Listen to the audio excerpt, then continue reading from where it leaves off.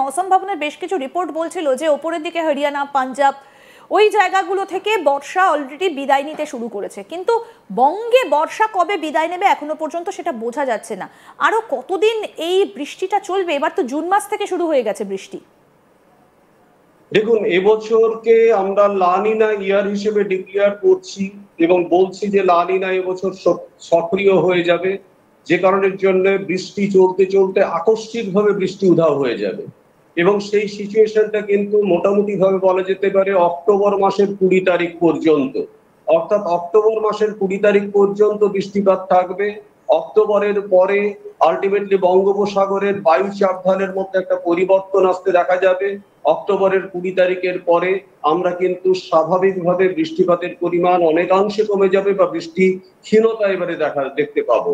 এর পরবর্তী সময়ে কিন্তু আমরা যেটা পাচ্ছি সেটা হচ্ছে নভেম্বরের মাঝামাঝি সময় থেকে তাপ ঢাল দ্রুত গতিতে নামতে শুরু করবে এবং আমরা একটা অস্বাভাবিক শীতল পরিবেশের মধ্যে টোটাল উত্তর ভারত, এই পূর্বাভাসটা কিন্তু গত বছরও ছিল সুজিত বাবু, এই পূর্বাভাসটা গত বছরও ছিল যে প্রবল ঠান্ডা পড়বে এবং বেশ কিছু ছবি ভাইরাল হচ্ছিল এমন যে কলকাতায় নাকি বরফ পড়ার মতন পরিস্থিতি তৈরি হতে পারে, কিন্তু দেখা গেল নিম্নচাপের গেরোয় শীত পড়েইনি গত বছর। এবারও কি সেই রকম কোনো আশঙ্কা রয়েছে? সম্ভাবনাটা তুলনামূলকভাবে কম।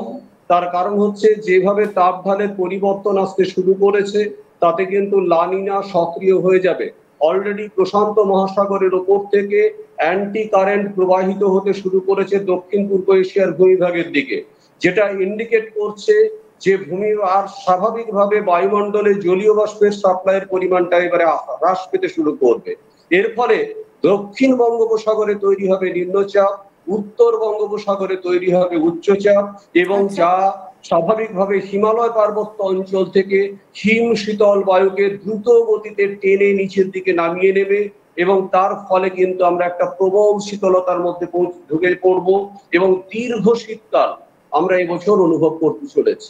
মানে নভেম্বরের মিডল থেকে ফেব্রুয়ারি মাস পর্যন্ত আপনি বলছেন যে তাপমাত্রার পারদ নিম্নমুখী হবে, কিন্তু এমনও হতে পারে এটা মার্চ মাসের শেষ পর্যন্ত আমরা ঠান্ডা পেয়ে যেতে পারি এবছর। আচ্ছা, মানে অনেকটা দীর্ঘ শীতকালের একটা আশঙ্কা আপনি করছেন, অর্থাৎ এই সপ্তাহটা পুরোটাই এই বৃষ্টিতেই কাটবে।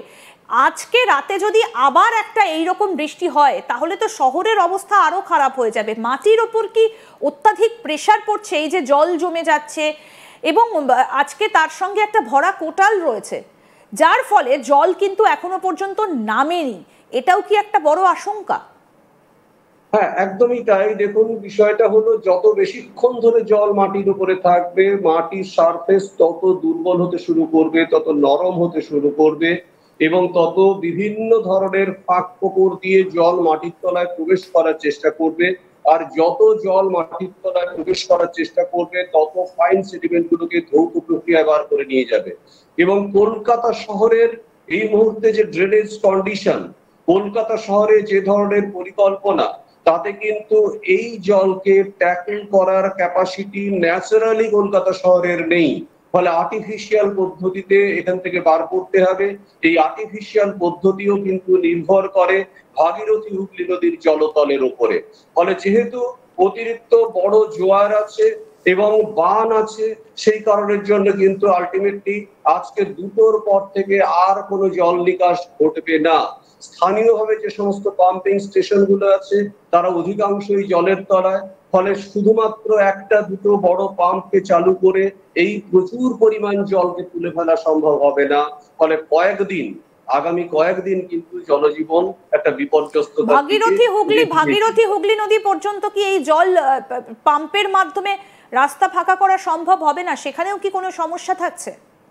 ন্যাচারালি, কারণ যখন জোয়ার থাকে তখন লক গেটকে ওপেন করা যায় না। পাম্প করে এই বিপুল পরিমাণ জলকে তুলে ফেলতে গেলে সেটা দীর্ঘ সময় দরকার হয়। ফলে লক গেট খোলা যেতে পারলে সেটাকে নামিয়ে দেওয়া যায়। কিন্তু কলকাতা আপনারা জানেন ডিগ্রেডিং সিটি, বেশ কিছু লক গেট কলকাতা শহরে অটোমেটিক্যালি ভাগীরথী হুগলি নদীর ওয়াটার লেভেলের নিচে অবস্থান করে, যে লক গেট গুলোকে কখনোই খোলা যায় না। আর যে সমস্ত লক গেট গুলোকে এখন খুলে জল বার করা হয় সেগুলোকে জোয়ারের সময় খোলা যায় না, যার ফলে আলটিমেটলি কিন্তু এই ওয়াটার লক সিচুয়েশন। বেশ, কিন্তু আজকে রাতে যদি আবারও বৃষ্টি হয় তাহলে তো আজকে রাতে যদি বৃষ্টি হয় তাহলে আপনি বলছেন যে আস্তে আস্তে এটা সরে যাবে এবং ওড়িশা উপকূলের দিকে চলে যাবে। সেক্ষেত্রে কোন কোন জায়গায় বৃষ্টি হতে পারে আজকে রাতে, আপনার কি প্রেডিকশন? কারণ এই যে বৃষ্টিটা হবে আপনি প্রেডিক্ট করেছিলেন, ওয়েদার রিপোর্ট আলিপুর আবহাওয়া দপ্তরের থেকেও আপনি অনেক আগে জানিয়েছিলেন। আজকে রাতে কোথায় কোথায় বৃষ্টি হতে পারে বলে আপনার মনে হচ্ছে? আজকে রাতে যে সমস্ত অঞ্চলগুলোতে বৃষ্টি হতে পারে সেটা হচ্ছে কলকাতা, পূর্ব পশ্চিম মেদিনীপুর, হাওড়া হুগলির কিছু অংশ, উত্তর দক্ষিণ 24 পরগনার কিছু অংশ, এরপর পশ্চিমবঙ্গের পশ্চিম প্রান্তের প্রায় সমস্ত জেলাগুলোতে, সেখান থেকে ধীরে ধীরে ধীরে ধীরে এটা কিন্তু স্থানান্তরিত হয়ে যাবে ওড়িশার দিকে। ফলে আগামী এই বৃষ্টির পরিমাণটা কত, মানে আজকে রাতেও কি সেই গতকাল রাতের মতো সেই মেঘ ভাঙা বৃষ্টি আমরা দেখবো, না কিছুটা কমবে তীব্রতা? আজকে আর গতকালকের মতো এত ভারী বৃষ্টি পাবেন না। তার কারণ হচ্ছে আজকে সারাদিন আপনারা খেয়াল করে দেখুন টেম্পারেচার কিন্তু অনেকটা কমেছে। এই টেম্পারেচার কমে যাওয়ার অর্থ হচ্ছে ইভাপোরেশন কম্পারেটিভলি কম হয়েছে, যার ফলে যতটা পরিমাণে জলীয় বাষ্প সাপ্লাই থাকলে এরকম ভারী মেঘাচ্ছন্নতা বা ভারী বৃষ্টিপাতের সম্ভাবনা থাকে, সেই ব্যাপারটা কিন্তু কম্পারেটিভলি কমেছে। যে কারণের জন্য বৃষ্টি থাকবে কিন্তু বৃষ্টিপাতের এত প্রাবল্য থাকবে না।